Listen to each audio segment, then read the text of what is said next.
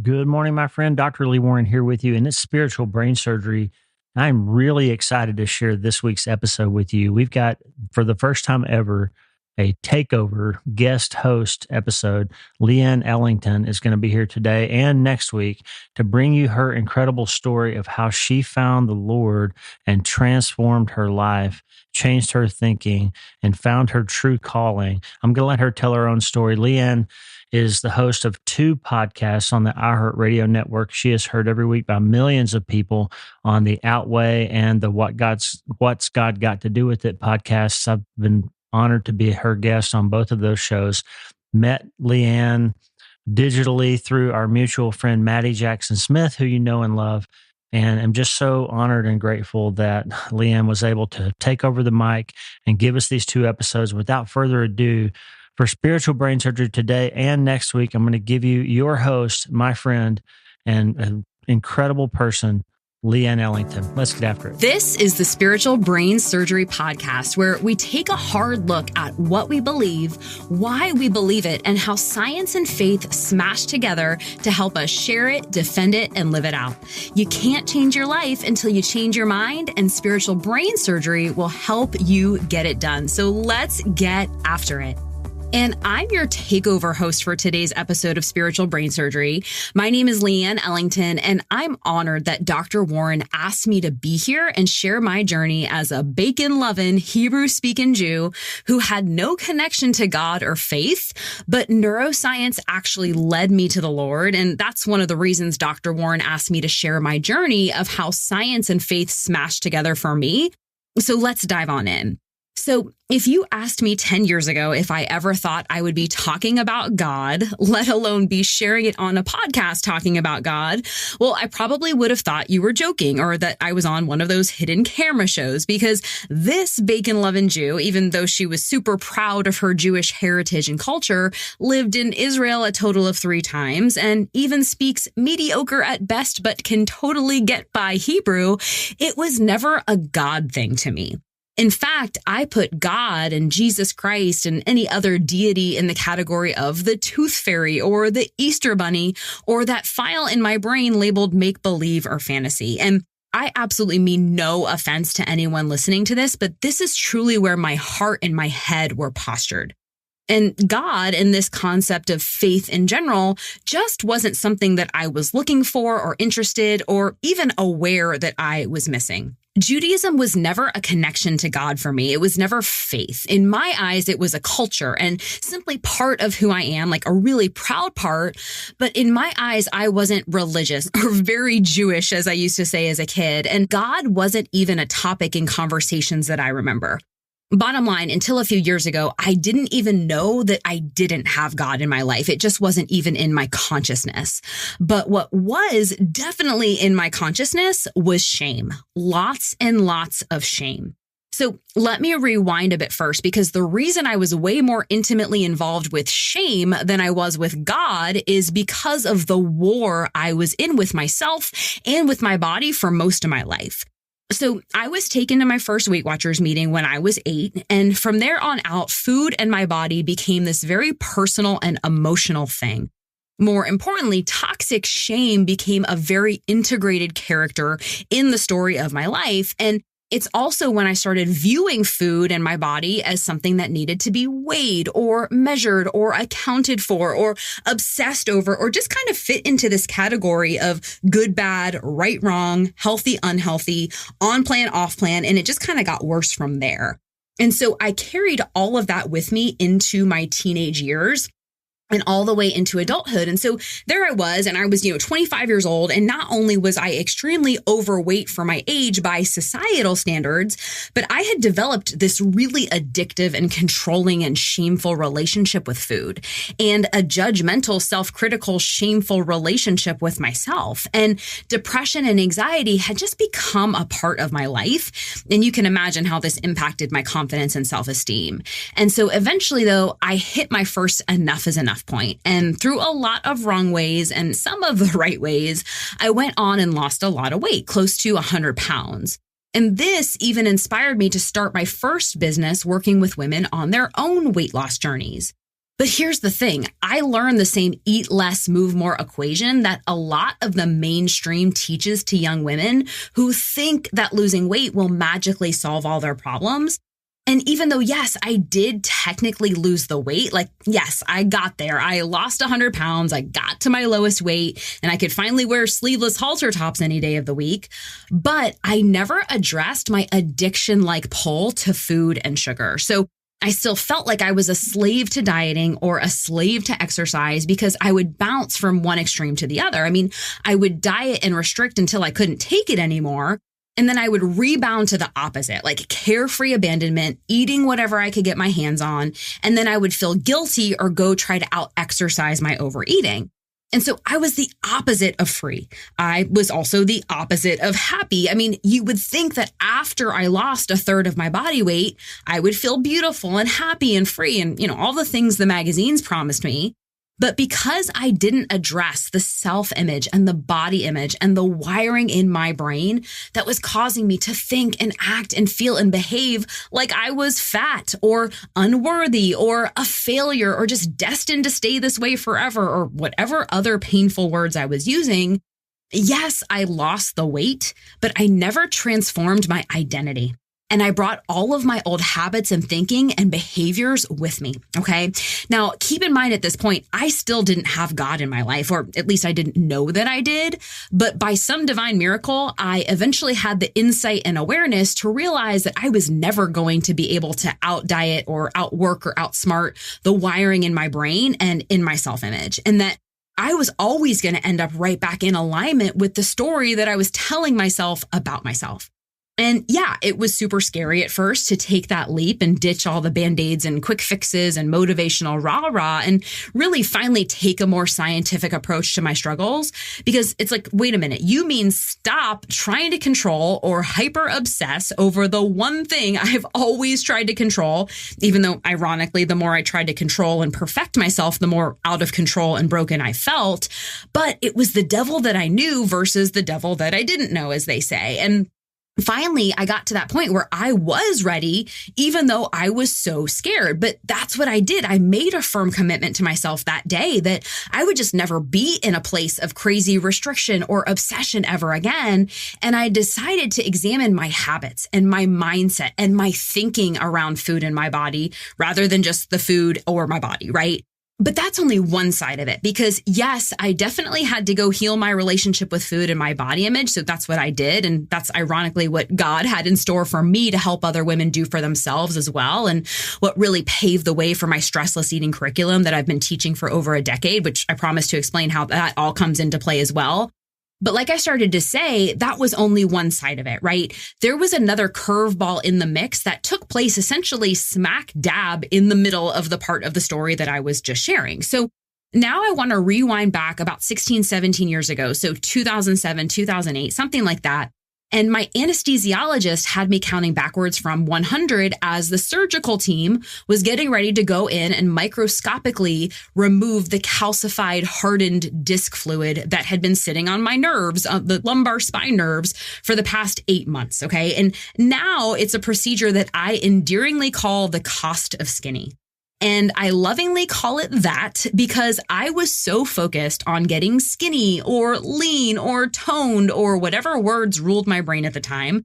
I didn't pay attention to or tune into what my body needed and what it was actually screaming at me to do. And now I see that if only I had listened to the screams from my body to slow down and chill out and actually take care of it, maybe it could have all been avoided. But I didn't care, right? At the time, I just wanted to be skinny and beautiful or whatever vision I had in my mind of the thing that would make me happy. And no back pain or injury or pesky flare-up was going to stop me.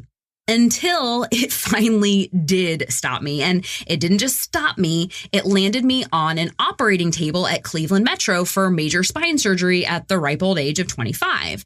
So now picture this. If you take a girl or a woman who already feels unworthy and unlovable and undesirable because all she's ever known is seeing herself through what I now lovingly call the fat goggles of her self-image, and now you throw on the story that she is now also damaged goods or broken because of her body. You can only imagine how low my inner world got at that point. But God redeemed all of that too, as you're going to come to learn, because major spine surgery and what I now call the face-off between my fat head and my skinny head is really what drove me to start obsessively studying the female brain, more specifically the science of the self-image. And that's what caused me to dive head deep into studying and getting to know this little thing called the nervous system, which also completely transformed my life. So yeah, that's probably something else I should mention now, and another very important part of this journey. So I am, by all definitions, considered a scientist, but it's not in the conventional way that most scientists operate. I'm more of a streets of the hard knocks kind of scientist. And so the word nerd in me really wants you to know that the etymology or word origin of the word scientist literally means a person versed in or devoted to science. And the word origin of the word science literally means acquired by study or assurance or certainty of knowledge. And so by those definitions, I most definitely identify as a scientist. But for obvious reasons, it's not the typical kind that you find in a classroom or lab. I'm one of those didn't mean to, but had to in order to solve my own deepest struggles kinds of scientists. So specifically, I've dedicated my life's work to studying the female brain and nervous system. And as you'll come to learn, a semi-obsession with studying the part of the brain that houses the female self-image, which I promise to also share because it connects a lot of dots. And it will bring us full circle to understand what this has to do with a bacon-loving Jew walking into a church and finding God. And yes, you'll soon see it has everything to do with it, because once I unlocked that, okay, the magic and the possibility that I was awakened to when it comes to the human body and nervous system. And because of the neuroplastic, malleable, pliable nature of this machine of possibility that we all have access to, combined with the law of cause and effect programming that we can all feed our brains in order for it to transform. And then, slap on some understanding, like understanding why we do what we do and why we say what we say and why we feel how we feel and why we cope with those emotions, however we cope with them. And heck, there is no judgment and, full transparency. I've used everything from food and Netflix to social media and weed to cope with my own. And I am not perfect and I'm not trying to be perfect and really who wants to be perfect. But that being said, being exposed to all of the magic and miracles of the nervous system on a science level, and trust me when I say that this non-believer was not using words like magic and miracles 15 years ago either. Well, all of that brain stuff that I just described essentially just primed my mind and my heart and my soul and my spirit for seeing what I couldn't yet see. But again, as you can imagine, for any curious science-driven gal that all of a sudden after 30 years decided she wanted to go find God, it made me extremely skeptical and cynical about the whole faith side of things. Because if there wasn't a research paper on it or I couldn't see it with my own human eyes, I didn't believe it. And so this whole faith thing, which now I partially define as believing in the possibility of what you cannot see or taste or smell or touch or measure in a lab, that was definitely a stretch for me. So that's why I can only imagine that when you hear me share that a bacon-loving, Hebrew-speaking Jewish scientist suddenly walked into a Christian church searching for the word surrender and instead found God and it completely transformed her life. Yeah, I can see how that might sound like the beginning of a riddle or a knock-knock joke. But as you'll learn, it completed the story that I had no idea at the time, but God had been writing inside of me all along. But I'll get into all of that. And so faith is something I didn't always have. And like I said, it's something I didn't even know that I didn't have in the first place or that I could have. And now that I have it, I can't not share about it. Like I can't not share about its impact on my life and the love and compassion and acceptance that my heart has been opened up to that I never thought was possible. And I can't not share about the peace that came over me that was truly beyond understanding. But I also can't not share about the deepest, darkest deposits of residual toxic shame that no matter how hard I tried, I couldn't personal development or rewire my brain or self-image my way through. And instead, the peace and acceptance that overcame me, that again was beyond my understanding. Because as you'll learn, I wasn't looking for God. I wasn't even looking for faith. It actually started out with me searching for the word surrender.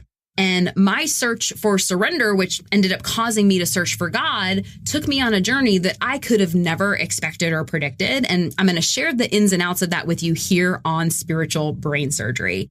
But know this, yes, my active faith started about 5 years ago, but little did I know, and you'll learn this from my story, I've had something with me and inside me all along, even if I wasn't calling it faith. And something was pushing and protecting and guarding and loving me all along, even if I didn't call it God. And so how did I get from there to here? And how did this bacon-loving, Hebrew-speaking Jew end up stumbling into a church and more or less accidentally find God? Well, that's where I'm going to connect some dots for you. So growing up in Florida, there were always other Jewish kids around. But when I moved to Tennessee back in 2016, I started realizing that I was the only Jewish person that I knew. In fact, I lost count of how many times people told me that I was the first Jewish person they had ever even met. And as it would be for anyone new to the Bible Belt, I started seeing churches on every corner I turned and hearing terms like God-fearing and giving your life over to Jesus and stuff like that. So when I went seeking God and being really the music lover that I've always been, it makes sense that my first thought was, okay, Nashville is a music city. I wonder if they have good worship music. But again, remember, I wasn't looking for God and I wasn't looking for faith. For whatever reason, I was searching for the word surrender, okay? Now, just for context, I've never been a religious Jew by any sense. So just like most Jewish Americans, I was sent to Sunday school and Hebrew school and had a bat mitzvah, but it was never anything that I was really interested in or sought out for myself. I just kind of went because that's what we did in my family. But I will say this. Being Jewish was definitely always a source of pride for our family. And for me, for sure, like the culture, the sacrifice of the Jewish people, the history, the Holocaust, especially, I had family that died and escaped Europe during World War II, but also, the heritage and the customs and the holidays and the Hebrew language. And yes, I speak a decent amount of Hebrew, which I'll explain. And in Israel, I love Israel. I lived there 3 times, but God, not even a little bit. Okay. Judaism was never a connection to God for me. It was never faith. In my eyes, it was kind of a culture and simply part of who I am, a really proud part. But in my eyes, I wasn't religious or very Jewish, as we said as kids. And God, it wasn't even a topic in conversations that I remember. Now, I know that I just said that I speak Hebrew and I lived in Israel 3 times, but I'm not that Jewish. So for clarity's sake, let me address that. So full transparency, the reason I know Hebrew is because I was kind of a slacker in college, or I'll just call it disinterested, right? Maybe I wasn't studying the right thing. But that being said, I was at the University of Florida. And my brothers told me that if you already know how to read and write Hebrew, which I did from my Hebrew school days, that Hebrew was an easy A for college credit. And so you better believe I signed up and I took Hebrew 1. But then I honestly just loved it. And I went on to take Hebrew 2 and Hebrew 3. And then after college, I was one of those people that didn't know what I wanted to be when I grew up. So for a few years, I would just work odds and ends jobs and save up enough money to buy one-way tickets to live and work overseas. And I would just do that until I ran out of money, essentially. And then I'd come back to the USA and get a job to make more money and just do that again. And so I did that a total of 3 times, just, working and traveling around the world as a broke backpacker and living on a shoestring and eating a lot of peanut butter and jelly sandwiches until I finally was ready to, become an adult, as I remember saying. And I moved back to the US and I started my first business, and the rest, as they say, is history. But during those nomadic years, one of my side hustles was working at a Jewish summer camp in the Berkshire Mountains in Massachusetts, where half the international staff was Israeli. And so not only did I make a ton of Israeli friends, but I also got to practice my mediocre at best Hebrew with them. And, I'm not going to lie, it was also kind of fun to have conversations without the campers knowing what we were saying. But yes, that's how Hebrew came into play for me. Again, though, no connection to God or faith at this point in my life, okay? So then why Israel? Well, when I was, I think, in about fourth grade, my oldest brother was in 10th and he was getting into trouble. So nothing crazy, but just, getting bad grades and hanging out with the wrong crowd, like that kind of thing. And it did get to the point where my parents wanted to do something kind of extreme to wake him up and grow him up or mature him or, whatever things parents try to do when they're concerned about their teenage son and they're just trying to figure out what to do, right? But not wanting to do anything drastic like send him to boarding school. And since my parents were always trying to get us to hang out with more Jewish kids, they sent my brother to this program called High School in Israel.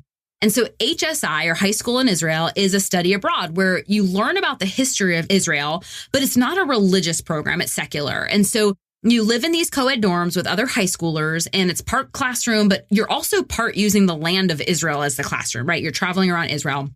And so, my parents kind of used this program as this attempt to straighten him out. And according to them, he came back this changed man. Like, he was all grown up and they were so happy that they sent him. And that made them decide then and there that all four of us kids would go for various reasons. And so I always kind of knew since I was pretty young that my junior year of high school, I would be going to Israel. And if I'm totally honest, I was not super excited about it. And I know that might sound weird or ungrateful, but as a kid and teenager, it didn't excite me, right? Like, I pictured deserts and camels because I had no idea what Israel was actually like. But it had been decided. And I went, and no surprise here, it was life-changing for me in my own way as well. And that is when I absolutely fell in love with Israel. But still, no God, no faith, none of that, okay? So on the program, we had these college-age counselors that were kind of like dorm RAs. And I remember thinking, like, I want to do that when I'm their age. I want to be an RA. And so it was kind of like a camp counselor, but overseas, which was totally up my alley. So many moons later, after I graduated from college, and remember, by this point, I had had all these amazing experiences with Hebrew and a ton of Israeli friends from camp. And I was already in that nomadic traveler mode. So I did it. I applied to work there. I applied to work at HSI. And they said no. I know, right? Like, how dare they? But they said no because they wanted somebody who spoke Hebrew and who already lived in Israel so that they could interview them in person, because it was an important role. They wanted to meet them in person. But I was not taking no for an answer, and I was at least going to fight for it. So I reached back out to them and I was like, hey, I'm not fluent, but I definitely know a good amount of Hebrew. And if you want, I'll fly there and interview in person. Like, that's how serious I am about getting this job. And that actually worked. Like, they actually appreciated my persistence, and they made it clear that they were going out on a limb to offer me the position without meeting me in person. But you better believe I accepted it right away. I mean, come on. I was so excited. And so now I got to go back to Israel as an adult. Or let's be honest, I was probably still more girl than a woman, but it was super cool to go there as a 20-something and a college grad out in the real world, right?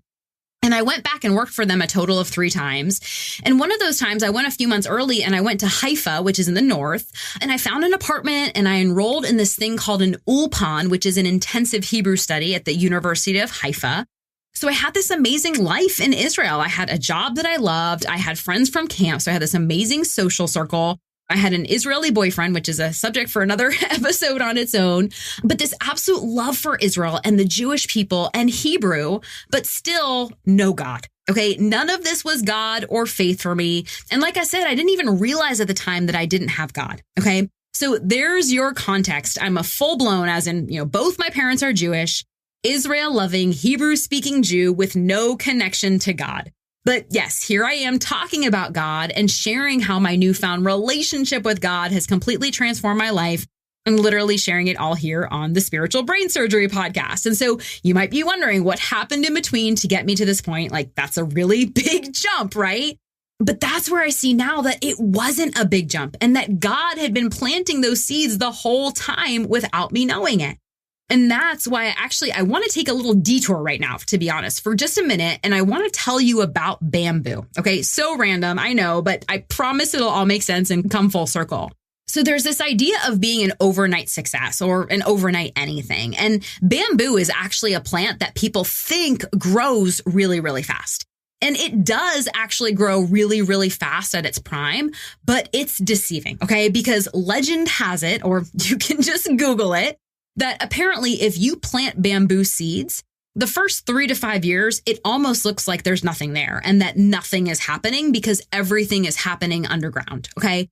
But any wise bamboo farmer would know to keep watering the bamboo and making sure it has daylight and nutrient-rich soil and all of that good stuff, because apparently around the 3rd to 5th year, depending on the type of bamboo, the bamboo finally peeps its head out from underground and starts growing. And then in its prime, it grows really fast, like sometimes growing 1.5 inches an hour. I mean, really, really fast. And so again, to an outsider, it looks like it grew overnight, but what you can't see is everything that's been happening underground and how long it actually took. So for example, to a lot of people, it looked like I just made over my body and lost 100 pounds and that I had this joyous relationship with food in my body and it was some overnight success. And yes, weight loss can happen really fast when you do it in all the wrong ways like I did, but learning how to heal my relationship with food or my relationship with my body was absolutely a product of the bamboo principle. Or I've had people tell me that my business and my professional accomplishments all just kind of seem like they just happened overnight. And now my faith journey, it looks like it all just suddenly appeared. But here's what I say about that, okay? The seeds get planted and the growth often happens underground, okay? So for example, when it comes to my body, I haven't been, society's definition of overweight in a long time. It's been, something like 20 years. But 20 years ago, when I lost the weight, you would probably have looked at my body and you wouldn't have known that I wasn't happy. And that I wasn't confident after losing a large majority of my body weight. But I lost all this weight, but I still never shifted my identity and my self-image and my body image that was causing me to think and act and feel and behave like I was still carrying around a lot more weight on my body than I actually was. And so my self-image was still wearing those fat goggles filled with toxic shame, even though my appearance was dramatically different. It was kind of like this body dysmorphia that I didn't know how to deal with. And I went underground to go heal that. But that's the part that you don't see and that a lot of people don't talk about when they share the highlight reels of their lives. But it's also the part of our stories that if there is toxic shame present, it will keep you from sharing those parts of you, because the one thing that shame loves is secrecy, okay? And now I'm here sharing my truthful experiences, and you're getting to see the fruits of my labor and going on that healing journey. But it's all that stuff that you didn't see that made it all possible. And so here I am today. And trust me, I still have my own stuff and I'm still on my own journey with my self-image and my own body. But now I see that as this miraculous opportunity rather than a burden. Okay. Now, my business, that's another great example of this. People looked at me today and they're like, wow, she just, exploded overnight. And I'm like, nope. Where were you 15 years ago when I was going through everything that I was going through and failing 1,000 different times before I found what worked? And what most people don't know is that, my first business was seemingly successful overnight, because before I was doing what I do now, I actually started out in the fitness industry. And for that, I didn't have to reinvent the wheel. I just, I could take a business model that was proven and make it better, or just, kind of make it my own or Leanne-ize it. And that's exactly what I did. And so, that first chapter of my business did kind of move forward pretty quickly. But what happened after that was absolutely a product of the bamboo principle, because what I do today and the messages that I'm sharing in my stressless eating curriculum, there was no proven model. There was no system that I could follow. In fact, there was a multi-billion-dollar industry spreading the exact opposite of what I was sharing, and that dieting and weight loss will magically solve all of your problems. But the work that I do with women to help them heal the bigger problem and rewire their relationship with food and their bodies and themselves, nope, that came from new seeds that I had to start over with and plant and water and tend to every day for years before I could see the fruits of its labor. But also, and here's where I'll come back to this faith conversation, even though I didn't have God necessarily or didn't know that I did, I can look back at everything that happened and see where God had my back and see where he was filling in the gaps for me. And I was never alone, even when I felt like I was. So for example, continuing with the faith that was needed to transition from what I used to do professionally to what I do now, basically, what happened was I got to that point where I realized for myself that I was following a broken and a very toxic and unhealthy model and really teaching it to a lot of women and really teaching them a dangerous mindset, like this whole eat less, move more, harder, faster, more mentality. It really messed me up and kept me from healing what needed to be healed in the long run. And now I also know it kept me so far away from God and pursuing idols and chasing words like skinny, right? And this is not dogging the health and fitness industry at all, because there is a lot of good there. And, everything can be used as a tool or a weapon. And really who I was at the time was just using food and exercise as a weapon, and it harmed me. But it wasn't the food or the exercise, right? It was my thoughts and my beliefs and the wiring in my brain around those things. But I didn't know any of that at the time, and I wasn't just teaching it. I had become a recognized expert in all of that stuff. Now, this was before the times of Instagram, but I was all over TV and magazines and newspaper and radio shows, which also caused me to chase things like fame as an idol, right? So I was very deeply entrenched in that industry. And at the height of it, after realizing how out of alignment I was with myself and who I wanted to be as a teacher and a mentor and a coach, I decided to shut everything down. Okay. And people thought I was crazy. I mean, I even thought I was a little bit crazy. But here's the part of the story that I never really shared at the time, because again, I didn't necessarily know how to explain it. Okay. So rewind about 10, 11 years ago, and I'm living in Florida still. And I had this moment where I'm on a paddleboard on Lake Orienta, which was my backyard at the time. And I was listening to Sarah Bareilles. Okay. And on came this song, Hercules, that I had probably heard 100 times before that, like so many times that I took it upon myself to Google to learn more about Hercules, because I had no idea who Hercules was. And among other things, the one thing I remember reading that stuck out to me was, he was a warrior and a fighter, but he didn't fight for the sake of fighting. Okay. He fought when he needed to, like to save or defend lives. Like in my mind, he was a warrior with purpose. Okay. And so even though I had heard that same song, the Hercules, it wasn't new to me. I'd heard it about 100 times probably. But this particular day, the words hit me like a ton of bricks. And it sent me straight down to my knees, as in, it wasn't this voluntary thing. Like all of a sudden I'm on my knees weeping and I am bawling my eyes out. Okay. And I actually want to read some of the lyrics specifically that hit me so hard that day. So it went, I miss the days my mind would just rest quiet.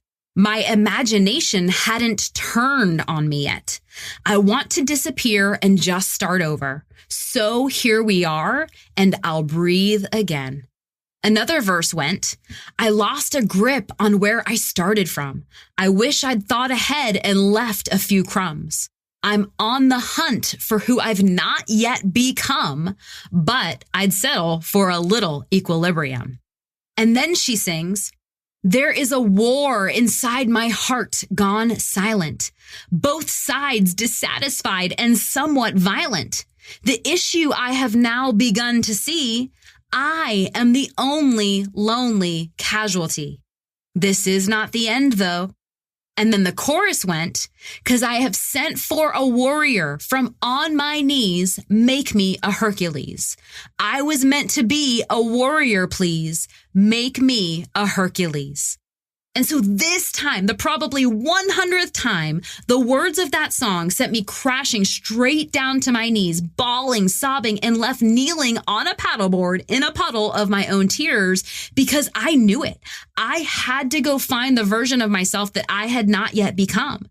And the war inside my head gone silent because I didn't want to fight the weight loss battle or the battle of the bulge anymore. My heart was for the heart. I wanted to help women with the battle in their minds and the battle in their hearts. And now I know I had to first end the battle in my own mind, body, and spirit. And it's like, that was my surrender. That line from on my knees, make me a Hercules. That song to me was my way of talking to God, asking for help, begging for a lifeline. And it was through music. Okay. And so there I was down on my knees, sobbing and praying for help, even though, yes, I didn't call it praying then, right? And I wouldn't have told you I was talking to God, but now I know I was. And my search for surrender, which I mentioned at the beginning of this, that's truly the day that lit a fire in me. Okay. So after I was done, I paddled back to shore and I walked in my house and I made a bold decision. And it was probably the hardest decision of my life at that time. And to some people, they probably wouldn't have called it bold. They probably would have called it stupid or some other expletives. But just to paint that picture, like I said, at this time in my life, I was at the top of my game, right? So it was a shock to anyone that knew me. I had this successful fitness studio. I had a 6-figure income. I had a team working for me. I had this amazing community of women that I was a leader of. I also had a weekly TV segment that I was their, air quotes, fitness guru for nearly 4 years every single Saturday, even though, deep down, I did not feel like one at all. And it wasn't just TV. I was in magazines and newspapers and also being called a fitness expert. And so I went from that to suddenly realizing that I was part of the problem. Like I was teaching women the diet mentality and the eat less, move more mentality. And in general, this conversation that I knew didn't even equate to true and lasting peace of mind and freedom. And in that moment on my knees, on my paddleboard in a puddle of my own tears is when I decided to shut it all down and step out into the unknown and at least take the first step into my future, having no idea that it would lead to what I'm doing now. I just knew I had to take a different path. And that was not easy, like leaving my place of certainty for total uncertainty. And so, people would ask me, they're like, Leanne, what are you going to do? And I would just answer, I don't know, but I'm going to figure it out. And they were like, how are you going to make money? And I was just like, I don't know, but I'll figure it out. And I see now that that was faith, even if I didn't call it that, right? And that knowingness in the midst of it all, I didn't call it faith back then, but that was me trusting in God. And that was me having faith and believing in what I couldn't yet see or taste or smell or touch or even comprehend with my human mind. And so now, fast forward to October 2018. So this is about 5 years after the paddleboard incident. And a lot of amazing things transpired in between that were absolutely a part of that underground bamboo principle that doesn't feel like growth at the time. But I look back and I absolutely know that God was doing a work in my heart and my soul and spirit to really prime me for what was going to happen next. But because I'm human and really that's how transformation works, I found myself back on my knees in surrender once again, the details of which are not relevant right now, but this time it was different, right? But nonetheless, I was back on my knees in tears and something again inside of me was like, I need to surrender. But this time the idea of, maybe I want God crossed my mind, but I hadn't fully gotten there yet. It was just I was tinkering with it, right? But the word surrender just kept coming up, like surrender, surrender. But this time it was this feeling of, please save me. Like I can't do this on my own anymore. And I don't want to do it on my own anymore, right? And so there I was looking for the word surrender yet again. And it was probably the Sarah Bareilles version of it. And I went looking for it. And I went looking for God this time now for the first time ever. And so for whatever reason, I didn't want to go to a temple or a synagogue. And, living in Nashville, I was like, whoa, I bet they have insanely good church music here. So I just asked around to some friends, who has the best worship music in town? And a few different people said I should go check out this place called Crosspoint. So of course, my first natural response was, are Jews just allowed to walk into a church? And they laughed and were like, yes, of course. Their tagline is everybody's welcome and nobody's perfect. And I was like, okay, everybody's welcome. That means Jews are welcome too. Yes, I can get in. And we all obviously had a chuckle about that. But so I immediately called my friend Kevin, who I've known for nearly 15 years. And he's not only one of the wisest and most influential people in my life, but ironically, he's one person who's been speaking to me since I've known him about scripture and the power of Jesus. And I always regarded him as insanely wise and gifted and crazy intelligent. But in all honesty, I just wasn't interested in all the Jesus stuff that he was talking to me about. So I called him and I was like, hey, I want to go to church, but I'm scared to just walk in. Will you come with me? And so I went on to share, there's this place called Crosspoint. They're supposed to have the best worship music, and I just want to check it out. And it was a big heck yes from him. He was so excited. He was honored, and he would never push faith on me. He was just always inviting me into bigger conversations, but he was so excited that I wanted to go. So we walked into Crosspoint and I immediately got goosebumps. Just walking into the auditorium, hearing the worship music and simply being there just moved me.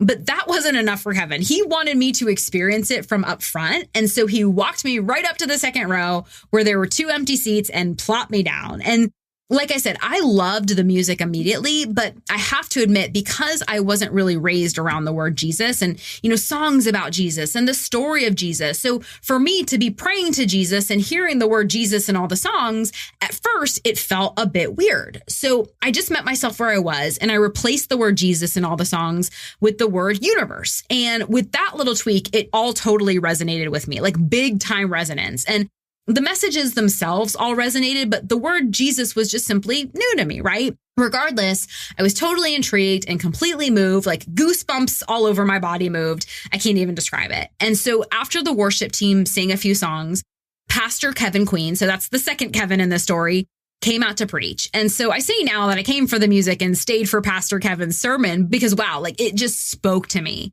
And now I've never had a pastor before, so obviously he was my first one. And I just immediately loved his message and I loved his self-deprecating humor. And he, wasn't afraid to make fun of himself. And I love how he shared about his family and, I could learn through the eyes of his own experiences. And I love that to me, he was just showing me this picture of Jesus and essentially just saying, try it on, right? Or at least that's how I took it. Like, just try this on. And so keep in mind, too, as you're listening, to us Jewish kids growing up, we didn't really hear about Jesus. Or if we did, it was always kind of in this context of Jesus being like the Easter bunny, right? And so for me, that's exactly what my first step had to be. Like, I had to meet myself where I was and simply try it all on. So that's what I did. I tried on this story and like this idea that God sent his son to die for our sins and take away our shame and our guilt and our self-condemnation. And I tried on this idea that there is a way to allow me to kind of rebirth myself and not have to walk around with all of that shame any longer, and to really step into this idea that I'm whole and complete right now, and that I don't have to work for it or lose weight for it or create more business or financial success for it, that I am just whole and complete right now. And that God loves me right now. And it's this kind of love that I cannot even fathom with my own eyes. Like, that's basically the gist of the story that I started trying on. So when I heard all of that, I was like, yeah, I will try that on. Like, give that all to me right now, right? And so from there on out, I immersed myself in these concepts for the months to come. Like, I didn't care about labels or whether I was a good Jew or a bad Jew or doing Christianity right or wrong. Like, I just immersed myself in the scripture and the worship music. And I went to church every chance I could get. And Sundays became my favorite day. Like, I never missed a service.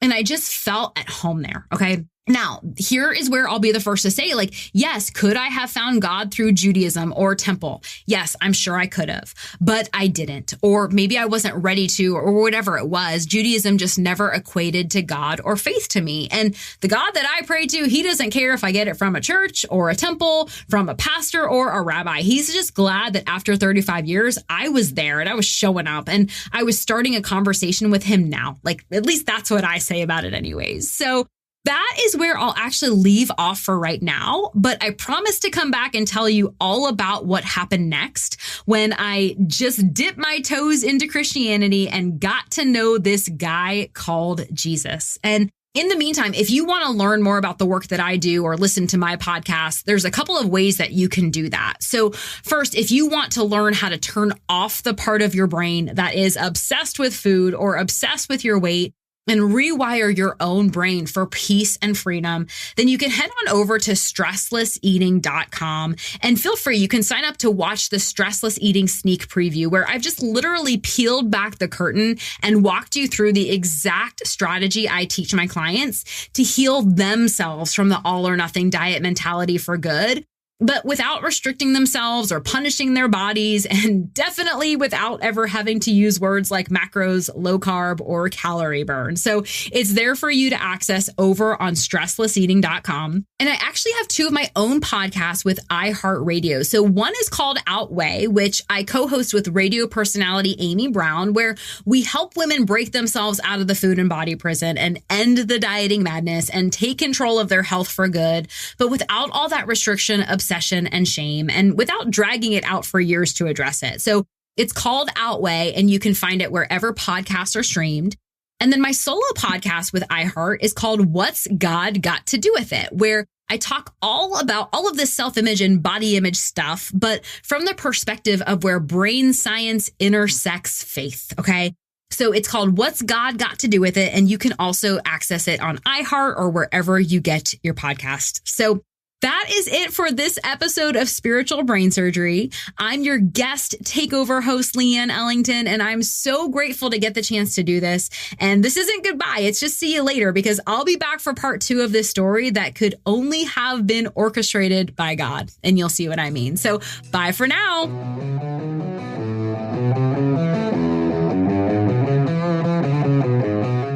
Hey, thanks for listening. The Dr. Lee Warren podcast is brought to you by my brand new book, Hope is the First Dose. It's a treatment plan for recovering from trauma, tragedy, and other massive things. It's available everywhere books are sold, and I narrated the audiobooks. Hey, the theme music for the show is Get Up by my friend Tommy Walker, available for free at TommyWalkerMinistries.org. They are supplying worship resources for worshipers all over the world to worship the Most High God. And if you're interested in learning more, check out TommyWalkerMinistries.org. If you need prayer, go to the prayer wall at wleewarrenmd.com/prayer, wleewarrenmd.com/prayer, and go to my website and sign up for the newsletter, Self-Brain Surgery, every Sunday since 2014, helping people in all 50 states and 60-plus countries around the world. I'm Dr. Lee Warren, and I'll talk to you soon. Remember, friend, you can't change your life until you change your mind. And the good news is you can start today.